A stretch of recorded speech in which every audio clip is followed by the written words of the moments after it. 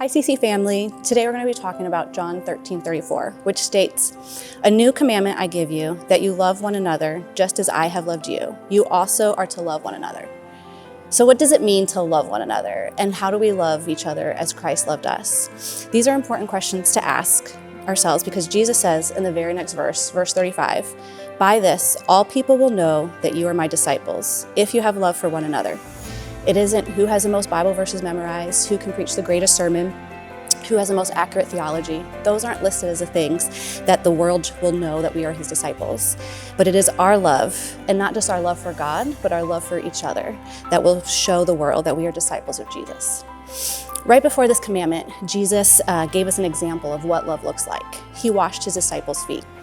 The creator of the universe, omnipotent, eternal God, he not only took on human flesh, but then he also humbled himself even further and took the posture of a servant and washed his disciples' feet. As I was thinking just on washing feet and what that will kind of look for us like today, there's a couple thoughts that came to mind. First, in order to wash someone's feet, you have to get low. You have to kneel before another person and humble yourself. It might be a task that feels beneath you. We can't love one another, though, without humility and the willingness to get low. Second, it can get dirty. Nowadays, we have paved sidewalks, we have like water wicking socks, we have things that keep our feet fairly clean. But back in Jesus' time, the roads were dusty and dirty. People's feet would get caked with mud. Washing people's feet was a dirty business. Sometimes, we only want to deal with the clean and fun parts of people's lives.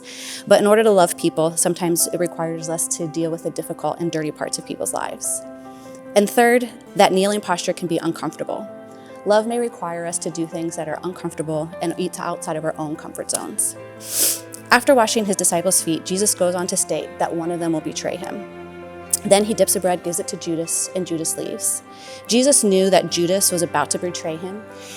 He could have waited till after Judas left to wash the disciples' feet, but no, he washed their feet before he left, taking that posture of a servant before Judas, someone who was about to wound him and betray him greatly.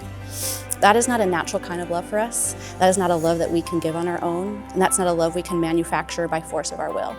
It's only a love we can give when we ourselves have experienced the Father's love. So coming up to Good Friday, I would encourage you to take a moment and reflect back to the cross, to what Jesus did for us. Then imagine Jesus coming to your house and washing your feet. How worthy do we feel to accept that kind of love?